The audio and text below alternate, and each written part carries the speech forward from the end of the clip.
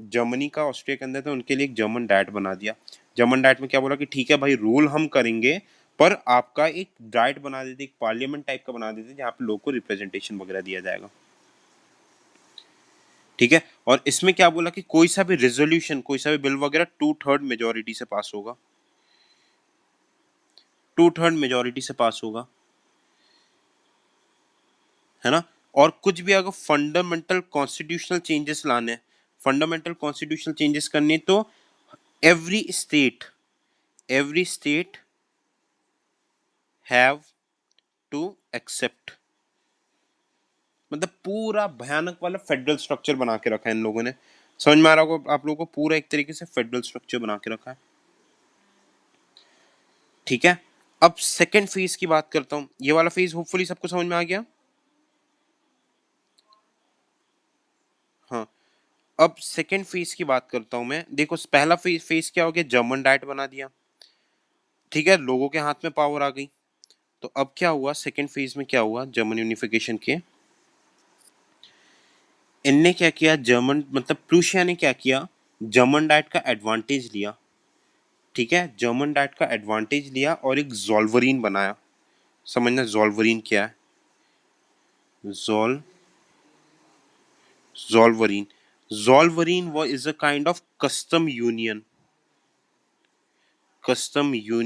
Of German states, custom union of German states. And ये custom union क्या रहता है, एक तरीके का मान लो free trade market, free trade market जैसे कि फ्री मूवमेंट ऑफ लेबर होगा, एक तरीके का इकोनॉमिक इंटीग्रेशन। आप लोग इकोनॉमिक्स में पढ़ोगे, जैसे फ्री ट्रेड एग्रीमेंट होता है, preferential trade agreement, custom union, economic union, common market, ऐसे रहता है कस्टम यूनियन, जहाँ पे फ्री ट्रेड एग्रीमेंट रहता है और फ्री मूवमेंट ऑफ लेबर्स रहते हैं, लेबर्स एंड गुड्स का फ्री मूवमेंट वगैरह रहता है। ठीक है, तो इस वजह से क्या बनाया, एक इकोनॉमिक यूनियन टाइप का बन गया। ठीक है, तो ये जोल्वरिन से क्या हो गया, एक जर्मन्स का एक इकोनॉमिक यूनियन बन गया, इकोनॉमिक यूनियन।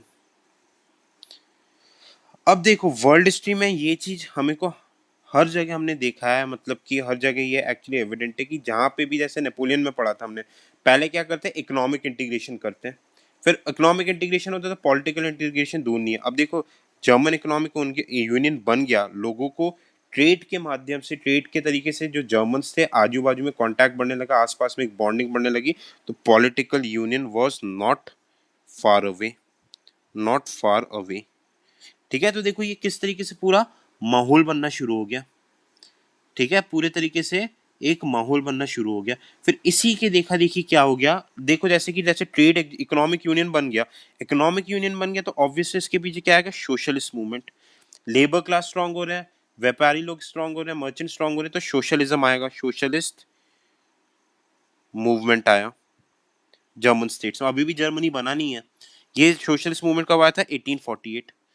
इसको एक और क्या बोलते हैं, ध्यान से सुनना, इसको एक और क्या बोलते हैं, हिडल, HEIDELBERG,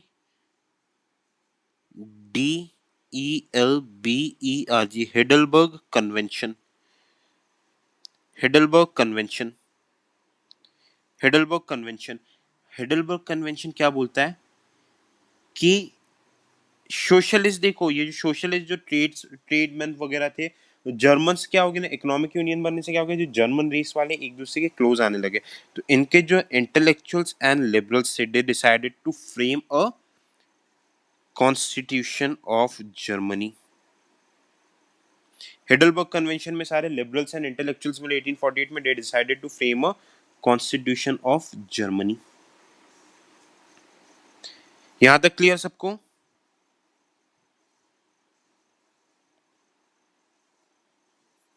ठीक है, अब देखो जोल्वरीन हो गया, फिर उसके वजह से जोल्वरीन के बाद क्या आ गया, हिडलबर्ग कन्वेंशन। ठीक है, हिडलबर्ग कन्वेंशन में क्या हो गया, कॉन्स्टिट्यूशन ऑफ जर्मनी फ्रेम करने की बात हो गई। अब देखो कॉन्स्टिट्यूशन ऐसे तो बनेगा नहीं, कॉन्स्टिट्यूशन बनाने के लिए क्या चाहिए, एक पार्लियामेंट चाहिए, तो इसके वजह से सेकेंड फ्रैंक फुट पार्लियामेंट बना गया, सेकेंड फ्रैंकफर्ट पार्लियामेंट, यहाँ पे क्या किया गया कि एक कॉन्स्टिट्यूशन फ्रेम किया गया और जर्मन्स ने डिमांड रखी, जो कॉन्स्टिट्यूशन मेकर्स थे, पार्लियामेंट बनेगा, कॉन्स्टिट्यूशन बनेगा under the leadership of Prussia. भाई क्योंकि प्रूशिया मेन है इनका, प्रूशिया और ऑस्ट्रिया ही मेन है ना, तो under the leadership of Prussia बोला कि भाई ठीक है, आप प्रूशिया के अंडर ही जर्मनी का एक कॉन्स्टिट्यूशन बना दिया जाएगा ताकि इसके थ्रू जर्मनी एक यूनाइटेड नेशन आए। No doubt it would be subordinate to Prussia, but जब कॉन्स्टिट्यूशन बन गया तो जर्मनी यूनिफाई हो गया। ठीक है, तो प्रूशिया इस चीज को एक्सेप्ट करने वाला था, पर प्रूशिया को एक ऑलमोस्ट कन्वेंशन हुआ। ऑलमोस्ट कन्वेंशन में क्या किया, ऑस्ट्रिया ने प्रूशिया को अल्टीमेटम दे दिया कि भाई अगर आपने जर्मन के कॉन्स्टिट्यूशन को एक्सेप्ट किया तो मतलब देखो सिर्फ यहाँ पे रोल किसका रहेगा, प्रूशिया और जर्मनी का ही रह गया, ऑस्ट्रिया तो बाहर हो गई।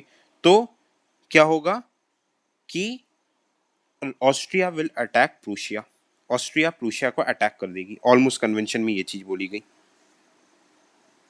तो this was the biggest, almost convention was the biggest hurdle for unification of Germany, biggest hurdle for unification of Germany, almost convention हो गया। ठीक है, अब देखो ये वाली चीज है, प्रूशिया को मना करना पड़ा, ऑलमोस्ट कन्वेंशन की वजह से, तो जर्मन यूनिफिकेशन पूरा नहीं हो पाया। Prussia refused, so German unification was not complete. At that time जो प्रूशिया का जो चांसलर था, अब देखो यहाँ पे थर्ड एंड फाइनल फेज आएगा ऑटो वन बिस्मार्क का role, third and final phase role of Otto von Bismarck. पहला अटेम्प्ट जर्मन यूनिफिकेशन का फेल हो गया, अब थर्ड फेज आएगा ऑटो वन बिस्मार्क का रोल। अब देखो थर्ड फेज में क्या हुआ, ऑटो वन बिस्मार्क ने देखा Bismarck was the chancellor of Prussia और ये एक्चुअली में जर्मन था, तो he wanted to become the chancellor of Germany, Germany को अलग करना चाहता था। He analyse that war with Austria is inevitable, Austria के साथ वॉर इनएविटेबल है फॉर यूनिफिकेशन ऑफ जर्मनी, क्योंकि ऑस्ट्रिया ही सबसे बड़ा अड़ंगा, सबसे बड़ा एक तरीके से क्या बोल सकते हैं, हर्डल बन के बैठा है फॉर यूनिफिकेशन ऑफ जर्मनी। तो व्हाट ही डिड कि ये क्या करने लगा कि धीरे धीरे धीरे जो जर्मन स्टेट्स थे उनका इकोनॉमिक एम्पावरमेंट करने लगा। किस तरीके से, जो बिस्मार्क ऑटोमन एम्पावरमेंट करने लगा, इंफ्रास्ट्रक्चर बनाने लगा, इंफ्रास्ट्रक्चर जैसे कि रोड, रेल, ये सब बनाने लगा कि लोगों का, ट्रूप्स का मूवमेंट हो सके। फिर इसने क्या किया, इंपीरियल बैंक्स बनाने शुरू किए, जैसे नेपोलियन ने बनाए थे, इसने भी नेपोलियन की चीज अपनाई, इंपीरियल बैंक्स ऑफ जर्मनी वगैरह बनाए, इसके ब्रांचेस वगैरह बनाने शुरू किए ताकि लोगों को पैसा मिले, इकोनॉमिकली भाई जर्मनी स्ट्रांग होती जाए। ठीक है, फिर क्या होने लगा, सारे जो प्रोडक्शन एक्टिविटी स्टेट के अंदर लेके आ गए कि भाई कोई प्राइवेट, कोई प्रोडक्शन बिजनेसमैन कॉन्स्पिरेसी ना कर पाए आपके ऑस्ट्रिया वगैरह के साथ, स्टेट के अंदर पूरा प्रोडक्शन एक्टिविटीज आने लगे। ठीक है, फिर क्या होने लगा, ये rights guarantee, fundamental rights guarantee करने लगा और साथ ही साथ क्या करने लगा, लेबर क्लास का प्रोटेक्शन, लेबर क्लास प्रोटेक्शन, इसके लिए लॉज बनाने लगा लेबर क्लास को विन करने के लिए, मतलब एक तरीके से सोशलिज्म फॉलो करने लगा, क्वालिफाइड सोशलिज्म फॉलो करने लगा, क्वालिफाइड सोशलिज्म। फिर इकोनॉमिक एम्पावरमेंट, ठीक है, यहां तक चीजें समझ में आ गई। फिर क्या हो गया, इकोनॉमिक एम्पावरमेंट के साथ मिलिट्री एम्पावरमेंट होने लगा, इकोनॉमिक एम्पावरमेंट के साथ मिलिट्री एम्पावरमेंट।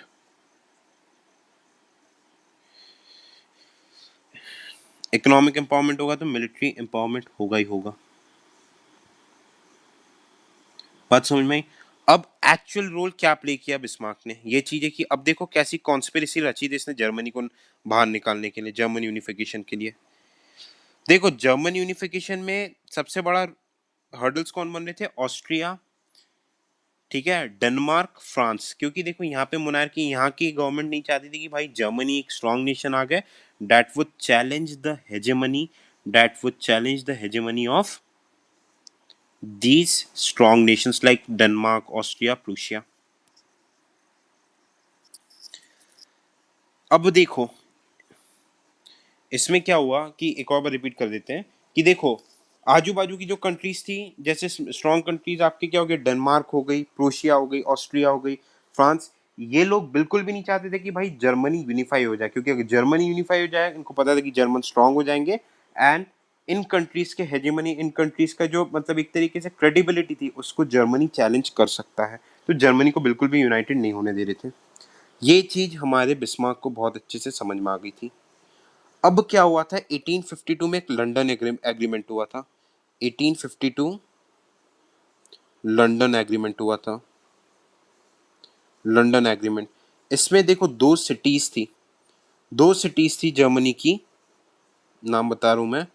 शेल्सविग, SEHLESWIG,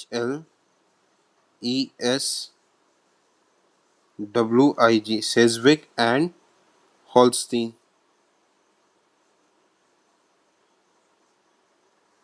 हॉल्स्टीन, ये दो सिटीज डेनमार्क के प्रोटेक्शन में रखी गई थी, डेनमार्क के प्रोटेक्शन में।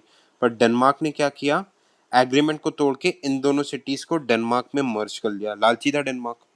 तो इसके वजह से क्या हो गया, इसके वजह से सबसे बड़ी दिक्कत क्या हो गई, डेनमार्क के अगेंस्ट में ऑस्ट्रिया एंड प्रूशिया ने वॉर किया। और बिस्मार्क उस टाइम पे क्या था, प्रूशिया का चांसलर था, प्रूशिया का वर्कर था। तो ये प्रूशिया के साथ, ऑस्ट्रिया के साथ जब ये लड़ लिया, ऑस्ट्रिया के साथ, ऑस्ट्रिया और प्रूशिया की कंबाइंड आर्मी ने डेनमार्क को हरा दिया। तो बिस्मार्क को ऑस्ट्रियन आर्मी की स्ट्रेंथ एंड वीकनेस के बारे में अच्छे से पता चल गया। क्योंकि देखो, इसने बिस्मार्क को पता ही था कि भाई अगर जर्मनी को यूनाइट करना है तो war with Austria is inevitable, Austria के साथ हमें लड़ना पड़ेगा। तो एक ये ऑस्ट्रिया के साथ वॉर लड़ लिया फेवर में, तो इसको ऑस्ट्रियन आर्मी की पूरे अच्छे से चीजें समझ में आ गई कि भाई क्या स्ट्रेंथ है, क्या एक तरीके से वीकनेस है। उसके बाद इसने क्या किया, जो एलाई था, इसने धीरे धीरे क्या किया, देखना ऑस्ट्रिया को समझ में आ गया भाई इसे ऑस्ट्रिया को हटाना है, तो इसने ऑस्ट्रिया को एलाई से आइसोलेट करना शुरू कर दिया बिस्मार्क में। अब ऑस्ट्रिया को कैसा आइसोलेट करने लगा, बिस्मार्क बिकम प्रो रशियन, और रशिया और आपके ऑस्ट्रिया की नहीं पड़ती थी।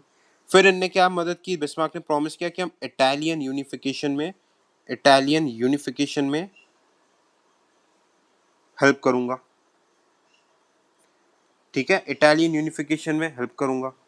तो इस वजह से क्या हो गया, ठीक है, ये ऑस्ट्रिया के अगेंस्ट होने लगा, ऑस्ट्रिया के अगेंस्ट होने लगा। अब देखो फिर फाइनली क्या हो गया, ऑस्ट्रिया को ये चीज बिल्कुल भी सहन नहीं हुई। फिर देखो ऑस्ट्रिया इसको वार्निंग दे रहा था, फिर इसने ऑस्ट्रिया को कैसे प्रोवोक किया, एक जर्मनी की टेरिटरी थी हॉल्स्टीन, जर्मनी की एक टेरिटरी थी हॉल्स्टीन, इसने बिस्मार्क ने इसको एनेक्स, प्रूशिया में एनेक्स कर दिया। तो इस वजह से ऑस्ट्रिया प्रोवोक हो गया और first German states versus Austria का वॉर हुआ। और इसमें बुरी तरीके से, बुरी तरीके से इसको हम बोलते हैं battle of सडोवा, battle of सडोवा।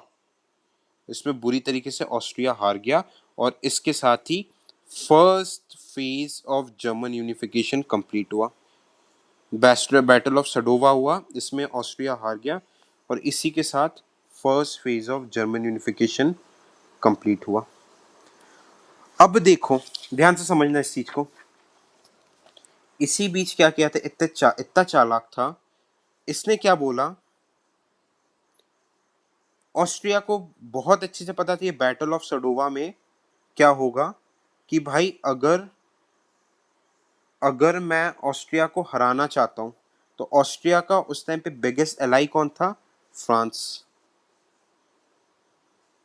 France, इसे पता था भाई मैं अगर ऑस्ट्रिया को अटैक करूंगा, मैंने हॉल्स्टीन को एनेक्स कर लिया तो ऑस्ट्रिया के साथ वॉर होगा मेरा।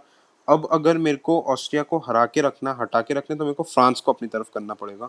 तो इसने क्या किया, फ्रांस का जो रूलर था उस टाइम पे, फ्रांस का जो लीडर था उसका नाम नेपोलियन थ्री था, बोनापार्ट नहीं था, दूसरा नेपोलियन था। नेपोलियन थ्री को इसने क्या बोला कि भाई एक काम करो, ऑस्ट्रिया के अगेंस्ट वॉर होगा, आप ऑस्ट्रिया की मदद मत करो, इसके बदले मैं आपको बहुत सारे क्या करूंगा, रिवॉर्ड्स और टेरिटरीज दूंगा।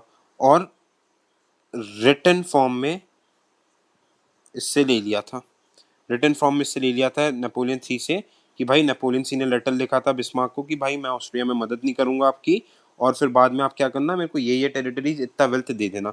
अब जैसे ही बिस्मार्क ने ऑस्ट्रिया को हरा दिया, तो इसने पूरे यूरोपियन कम्युनिटी में क्या किया, यूरोप में क्या किया, इस लेटर को सर्कुलेट कर दिया। इस लेटर को सर्कुलेट कर दिया तो greedy intentions of Napoleon three was exposed. ठीक है, ग्रीडी मतलब greedy intentions of Napoleon three was expose. ये बोनापार्ट नहीं, ये दूसरा था। ठीक है, तो इस वजह से क्या हो गया, फ्रांस भी बिस्मार्क के अगेंस्ट हो गया। अब देखो, ये पता था कि भाई मैंने ऑस्ट्रिया को निपटा दिया, अब कौन डेनमार्क को निपटा दिया, बचा फ्रांस है। तो इसने क्या किया, प्रोवोकिंग मूवमेंट। क्या हुआ, एक फ्रांस का एम्बेसडर था बेनेडिटी, BENE, बेनेडिटी। इसका ये फ्रेंच एम्बेसडर टू प्रूशिया था। तो इसको क्या किया, बिस्मार्क ने बहुत बुरी तरह इंसल्ट कर दिया। अब इंसल्ट कर दिया तो फिर फ्रांस के ऑब्वियसली फ्रांस के लीडर को एक्सेप्टेबल नहीं था। तो फिर प्रूशिया मतलब German states Prussia and France के बीच में वॉर हुआ। That war was known as battle of Sedan. Battle of Sedan, जहां पे फ्रांस हार गया and this led to the complete unification of Germany. तो ये 1860s तक होते होते जर्मनी पूरी तरीके से unify and as a independent nation बन गया।